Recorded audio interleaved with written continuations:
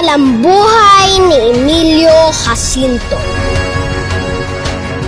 19 anyos lamang si Emilio Jacinto, kinikilalang utak ng katipunan ng maging revolusyonaryo.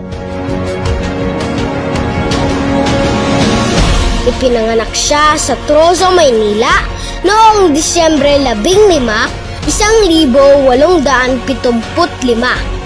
Isang tagatala ang ama niyang si Mariano Jacinto at masipag na may bahay naman ang ina niyang si Josefa Dizon.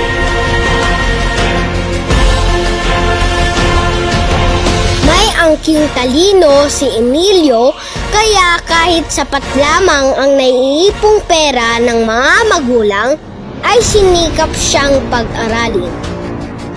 Sa pribadong eskwelahan ni Maestro Pascual Ferrer, unang nag-aral si Emilio. Tinapos niya sa letran ang kanyang kursong bachiller. Ang abogasya ay kinuha naman niya sa Universidad ng Santo Tomas. Nang sumapi si Emilio sa Katipunan noong 1894, ay tinanggap niya ang bansag sa